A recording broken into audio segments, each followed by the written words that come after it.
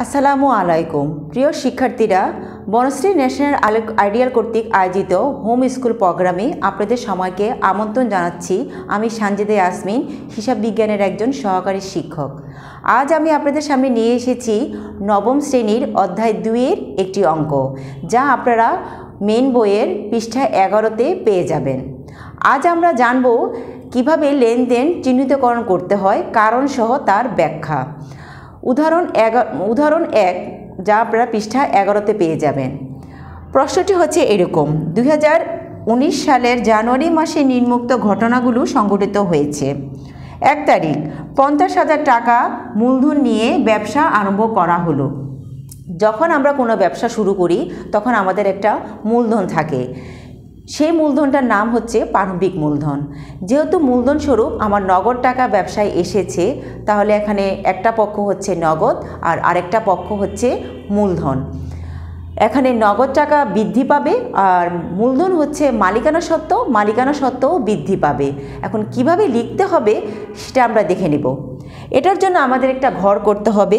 ঘরটি হবে তারিখ, লেনদেন কিনা আর কারণ সহ ব্যাখ্যা। 1 তারিখ লেনদেন কিনা ঘরের মধ্যে লিখতে হবে যে এটা একটা লেনদেন। নগদ অর্থ মূলধন স্বরূপ কারবারে আনায় আর্থিক অবস্থার পরিবর্তন হয়েছে। এখানে নগদ অর্থ সম্পদ বৃদ্ধি ও মূলধন মালিকানা সত্ত্ব বৃদ্ধি পেয়েছে।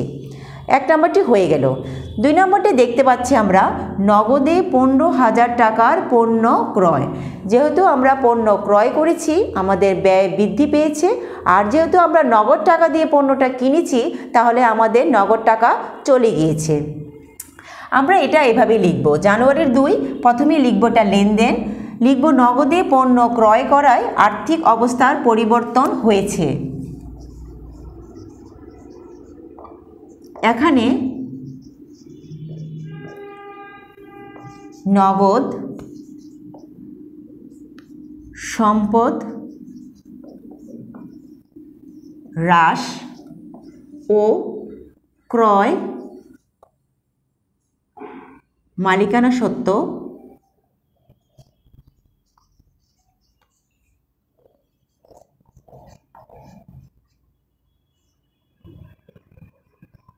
বৃদ্ধি, মালিকানা সত্ত্ব হ্রাস পেয়েছে। পণ্য ক্রয় করায় নগদ টাকা চলে যায়, এজন্য নগদ হচ্ছে একটা সম্পদ হ্রাস পাবে। আর ক্রয় যেহেতু একটা ব্যয় হচ্ছে মালিকানা সত্ত্ব, তাই মালিকানা সত্ত্ব এখানে হ্রাস পেয়েছে। এভাবে লেখার পরে আমরা এভাবে টান দিয়ে ঘরটা বন্ধ করে দিব। পরবর্তীতে চলে যাচ্ছি। একজন পাওনাদারকে 10,000 টাকা পরিশোধ করা হলো। তাহলে পাওনাদারকে আমরা নগদ টাকা 10,000 টাকা পরিশোধ করেছি। যেহেতু পরিশোধ করেছি, তাহলে আমাদের নগদ টাকা চলে গিয়েছে আর পাওনাদারও আমাদের কমে গিয়েছে। তাহলে আমরা লিখব এটি একটি লেনদেন।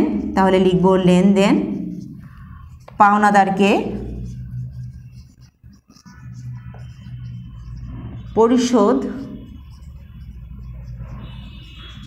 করায় আর্থিক অবস্থার পরিবর্তন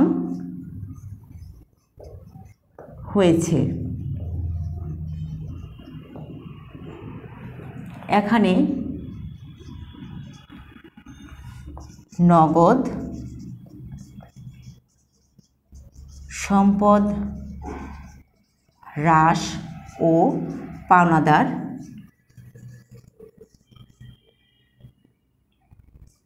দায়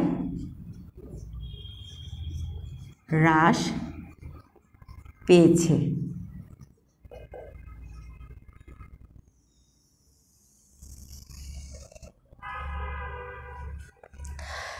4 নম্বরে দেখতে পাচ্ছি 8,000 টাকার পণ্য ক্রয়ের ফরমাইশ প্রদান। যেহেতু আমরা পণ্য ক্রয়ের জন্য কেবল ফরমাইশ বা অর্ডার দিয়েছি, তাহলে এখানে আমরা কোনো টাকা লেনদেন করিনি, তাই আমরা বুঝে নিব এটি কোনো লেনদেন নয়। তাহলে আমরা এখানে লিখব 4 তারিখ লেনদেন নয়। পণ্য ক্রয়ের ফরমায়েশ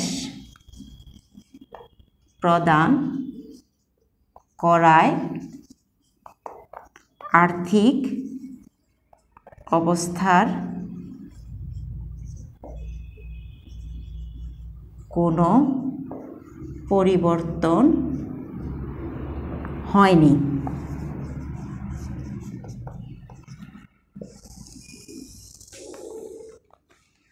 5 নম্বরে বলা হয়েছে বিজ্ঞাপন বাবদ 2000 টাকা প্রদান। আমরা বিজ্ঞাপনের জন্য 2000 টাকা প্রদান করেছি, তাহলে আমাদের নগদ টাকা চলে গিয়েছে। আর বিজ্ঞাপন যেহেতু ব্যয়, তাহলে মালিকানা সত্ত্ব হ্রাস পেয়েছে। 5 লেনদেন, যেহেতু একটি লেনদেন, আমরা এখানে লিখব লেনদেন। বিজ্ঞাপন বাবদ ব্যয় করায় আর্থিক অবস্থার পরিবর্তন হয়েছে। এখানে ব্যয় মালিকানা সত্ত্ব হ্রাস ও নগদ সম্পদ হ্রাস পেয়েছে।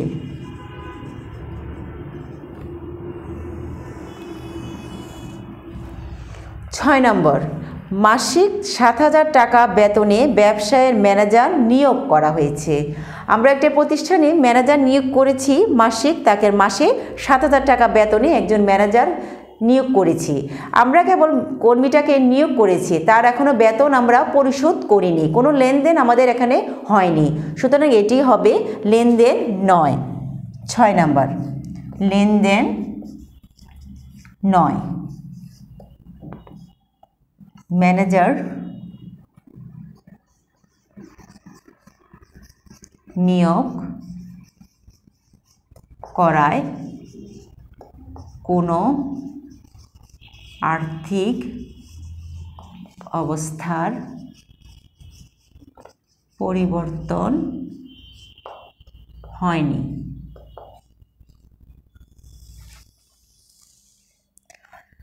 7 নম্বরে ব্যক্তিগত প্রয়োজনে মালিক 3000 টাকা উত্তোলন করেছেন।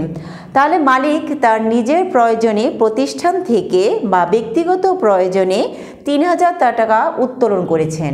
আমরা নিশ্চয়ই জানি মালিক যখন প্রতিষ্ঠান থেকে টাকা বা পণ্য কোনো কিছু উত্তোলন করে, তাহলে উত্তোলন হিসাব হবে।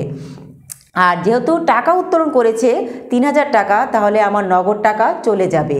আর উত্তোলনটা হচ্ছে এখানে মালিকানা সত্ত্ব, এখানে মালিকানা সত্ত্বকে হ্রাস করেছে। 7 নম্বর লেনদেন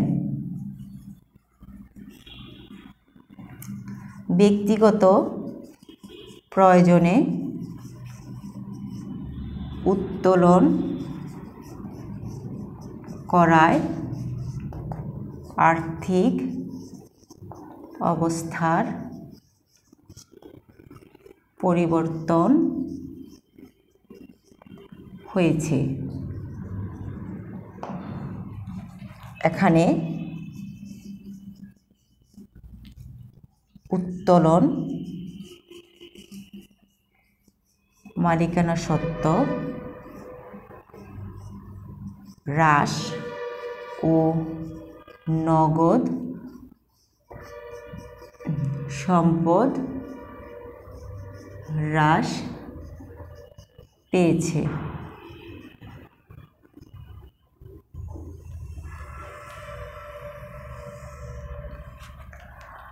8 নম্বর মালিকের ব্যক্তিগত অর্থ হতে 500 টাকা চুরি হয়েছে।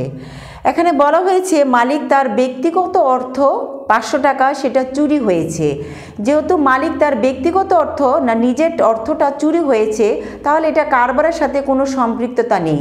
আমরা এখানে বের করতেছি যে কারবারে কি পরিমাণ লেনদেন কিনা সেটা। এখানে মালিকের কোনো ব্যক্তিগত যদি কোনো কিছু চুরি হয়ে থাকে বা হারিয়ে যায়, সেটা কারবারে অন্তর্ভুক্ত হবে না, অতএব এটি একটি লেনদেন নয়। 8 লেনদেন 9 মালিকের ব্যক্তিগত অর্থ চুরি হওয়ায়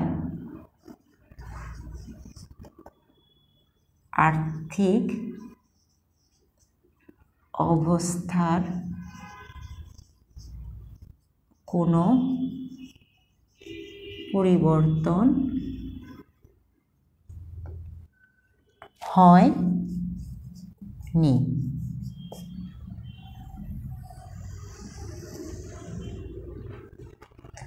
9 নম্বর, প্রতি মাসে 10,000 টাকার পণ্য ক্রয়ের জন্য চুক্তি সম্পাদন। প্রতি মাসে 10,000 টাকার পণ্য ক্রয়ের জন্য চুক্তি সম্পাদন করা হয়েছে। আমরা জাস্ট একটা চুক্তি করেছি। কত টাকার চুক্তি করেছি? 10,000 টাকার। কিন্তু এখানে আমরা এই 10,000 টাকা আমরা প্রতিষ্ঠানকে দিয়ে দেইনি, তা এটাও একটি লেনদেন নয়, কারণ এই লেনদেনটার ফলে আর্থিক অবস্থার কোনো পরিবর্তন হয়নি। শিক্ষার্থীরা, আমরা এখানে নিচের 8 নম্বর 9 নম্বর এন্ট্রিটা এখানে আমরা লিখতেছি।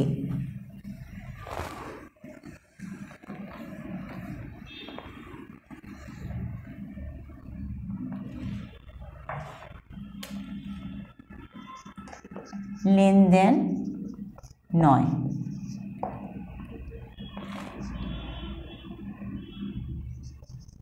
পণ্য ক্রয়ের চুক্তি করায় আর্থিক অবস্থার কোনো পরিবর্তন হয়নি। 10 নম্বর, 10,000 টাকা মূল্যের পণ্য হানিফ ট্রেডার্সের নিকট ধারে বিক্রয়। 10,000 টাকার পণ্য আমরা ধারে বিক্রি করেছি হানিফ ট্রেডার্সের কাছে। তাহলে আমরা এখানে পণ্যটা বিক্রি করেছি, আমাদের আয় হয়েছে, আর আয়টা হচ্ছে মালিকানা সত্ত্বকে বৃদ্ধি করে। আর যেহেতু আমরা ধারে করেছি, আমরা টাকাটা পাই নেই, তাহলে আমরা টাকাটা পাবো। তাহলে আমার এখানে হানিফ দেনাদার বৃদ্ধি পেয়েছে।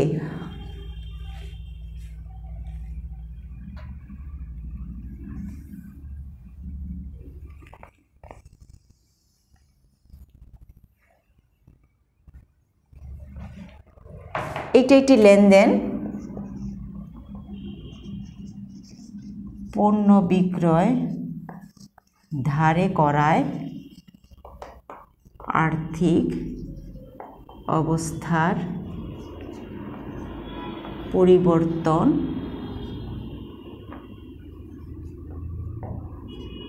হয়েছে।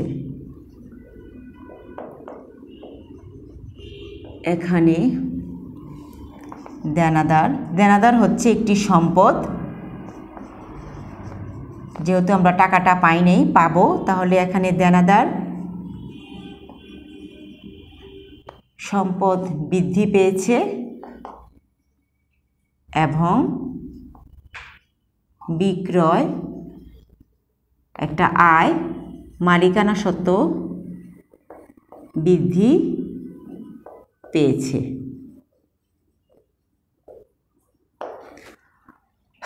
তাহলে আমরা জেনে নিয়েছি কিভাবে আমরা লেনদেন এবং কারণ সহ কীভাবে লেনদেন নয় বা লেনদেন সেটা বের করতে হয়।